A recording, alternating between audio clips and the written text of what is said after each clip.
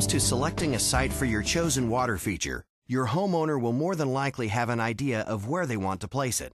It's your job to help them decide if that's really the best location. You'll need to consider how level the site is. You don't want it to be getting a lot of runoff from the rest of the property.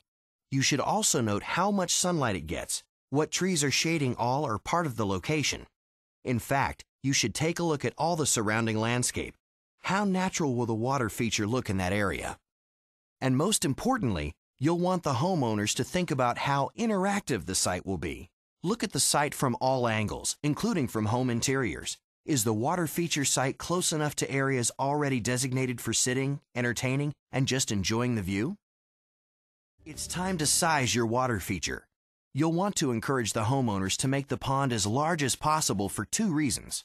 First, the number one request that landscapers get regarding water features is to come back and make it bigger. It's always more economical to put in a larger pond than it is to put in a small one and increase its size later.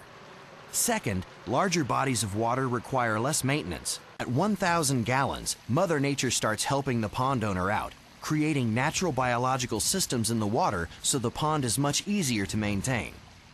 Make sure you plan the pond deep enough for fish to survive the winter in your area.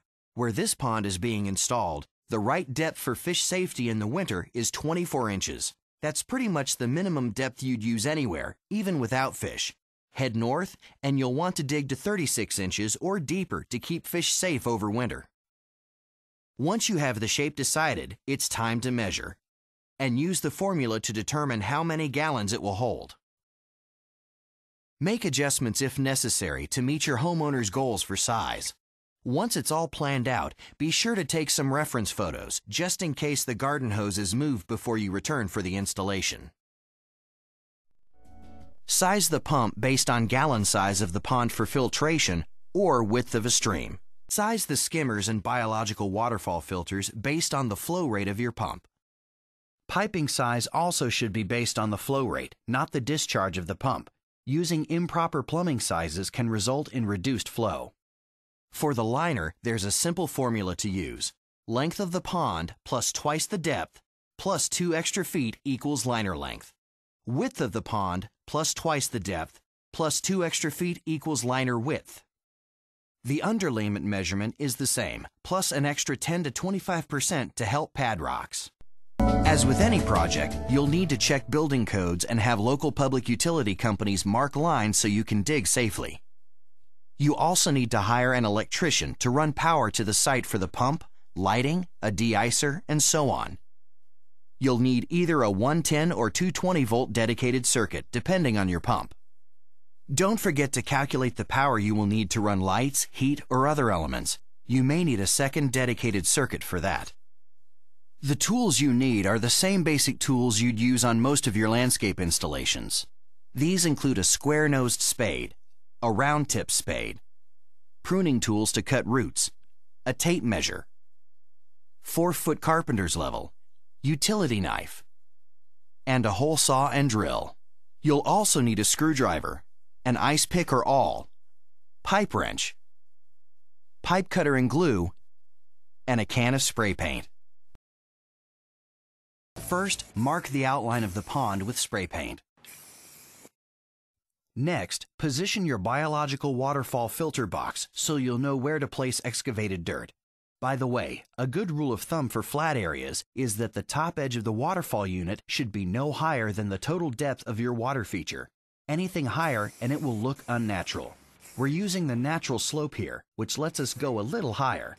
You might want to use a layer of cinder blocks in front of the falls as an understructure for decorative rocks. That will add stability. Set the skimmer box opposite of the falls. Keep in mind that if you have a lot of trees overhead, or if you install more than one biological waterfall filter, you may need more than one skimmer unit. One nice thing about Little Giant biological waterfall filters, there are 4 hole options, so you can locate the plumbing exactly where you need it. We also like flexible pipe grommets because it makes plumbing the falls so easy. You simply insert the grommet in the hole, lube the pipe, and insert the pipe about 3 inches into the falls unit.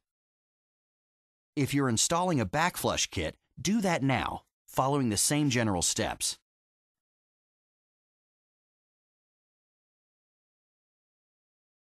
Then, set the falls in place. We always place a heavy rock or cinder block inside the unit to keep it stable while we backfill around it. Now, make sure the falls box is level from right to left. From front to back, the unit should be tipped slightly forward. As you backfill, make sure you don't fill above the liner connection area because you'll need to attach the liner later. This site is newer construction, so we don't have any sod to deal with. Ordinarily, we would remove the sod and save it to use for patching up turf after the water feature is installed. Once any sod is removed, the easiest way to dig out the pond is to start by digging the entire area down 8 inches. That's the standard height of a shovel head, by the way. Then dig a hole for the skimmer box.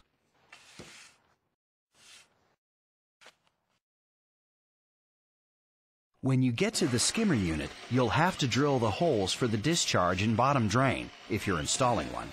Be sure to drill on the correct sides and make sure you drill the right-sized hole. A 2-inch bulkhead needs a 3-inch hole.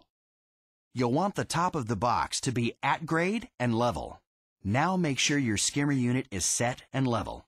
It should be perfectly level from both directions. We recommend creating scalloped plateaus. That will give you a nice, stable surface to work with. Dig out your second level, also at 8 inches deep. And then outline your next series of scalloped plateaus. Continue until you've reached your final depth. Use the dirt to create a gentle slope around the back of the biological filter waterfalls box. Either way, we always recommend making a gentle berm around our waterfall box. Place a large rock inside the skimmer to hold it in place as you backfill. Leave room on the bottom drain side for installation. Now you need to mark the water level. A string level or laser transit is set at the right height. Then spray paint is used to mark the level all the way around.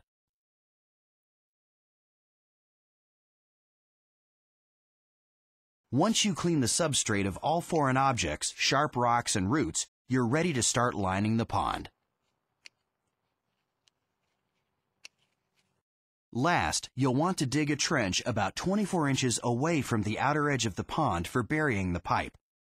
Before we backfill this trench, we're going to install 2 extra filtration systems that will help keep this pond and its plants and fish healthy.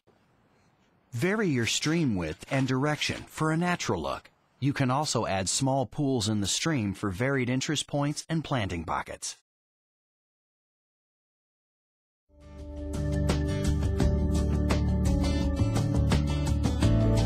The underlayment goes in next. Smooth it carefully and trim the excess to use under sharp edges of decorative rocks later on. The stream underlayment is installed the same way. Cut it as needed to remove excess material and fit your contours. Make sure to fit it into the nooks and spaces because that makes rock placement easier. The liner will go in pretty much the same way. Little Giant liners are made by Firestone with durable, puncture-resistant EPDM material. They're really flexible, so they go in easily. Plus, they're UV resistant, so they last a long time. In fact, these liners carry a 20-year warranty by Firestone. They're safe for all aquatic life, too. Now, this homeowner wanted their waterfall set back a short distance from the pond. The water comes down a small stream, about 15 feet long. So we'll need a second liner for the stream, and we'll have to either seam them or overlap them for a watertight seal. Seaming only works well if the 2 liners are absolutely clean. Many times, overlapping is just easier. Simply overlap the 2 liners until you've achieved 1 vertical foot. That will prevent the water from wicking up between the 2 liners. The amount of liner that you overlap depends on the slope you are working with. The less slope you have, the more liner you need to overlap. In this case, we're overlapping about 3.5 feet horizontally to get our 1 vertical foot.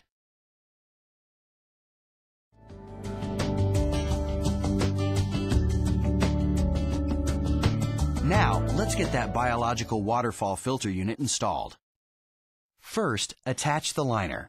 Little Giant's design is easier because you won't be using numerous screws or silicone here. Just gather up some of the liner into an S-fold, slip on the durable stainless steel ring, and tighten. The S-fold provides a little excess liner in case of settling. Once the liner is attached, cut off any excess material below the lip and around the edge. Next, we need to attach the liner between the skimmer and faceplate. Begin by removing the faceplate from the skimmer. Keep all the components nearby because you'll be reinstalling them soon. Pull up the liner, but create an S-fold at the bottom. That way, if any settling occurs, it will pull out that excess liner instead of ripping the liner out of the skimmer itself. To attach the liner to the faceplate of the skimmer, you'll want to use a lot of silicone for a good, long-lasting seal.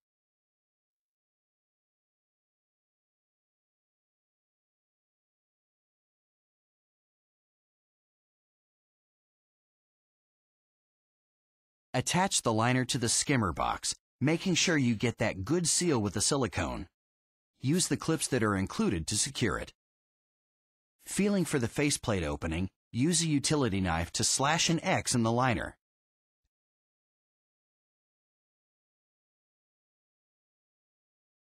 Then push the faceplate in the unit. An awl or ice pick will help you poke holes in the liner through the pre-drilled faceplate. Don't skip this step. A screw will tear the liner and ruin that nice watertight seal you've created with silicone. Beginning with the corners and alternating from side to side and top to bottom, screw the faceplate securely into place.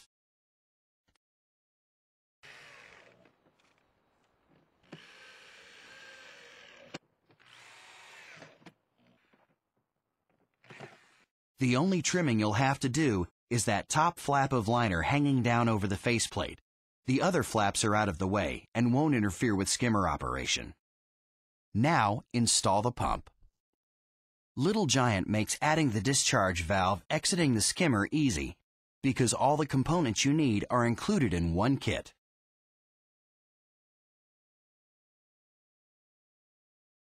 When that's done, attach the pipe that goes up to the waterfalls unit. We're using a rubber coupling for this installation. If you use a bulkhead, just tighten it to the point where the rubber bulges out a bit, maybe 1 or 2 turns with a pipe wrench. We're also adding a low-level shutoff switch, which protects the pumps if the water level gets too low for some reason. Now we need to install the autofill. Drill a hole near the top, at the back of the skimmer, out of the way of the discharge plumbing. Attach the float valve the same way you would attach a bulkhead. Install the appropriate fittings for connection to the water supply. Little Giant provides barbed, glue, and hose fittings to choose from. Now, finish the skimmer installation. Filter pads are optional for the skimmer, but for a homeowner who wants minimal maintenance, they are a great idea. Next, insert the brushes. The net goes in last by the door. Don't forget the lid. While lids are optional on a waterfall filtration unit, they are important to use with skimmers. No need to make your skimmers work harder than they already have to.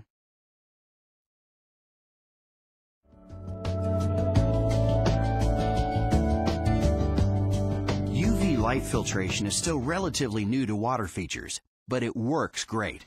Nothing eliminates green water quicker. If your homeowner intends to raise fish in their pond, UV filtration is a smart idea, especially with those expensive koi.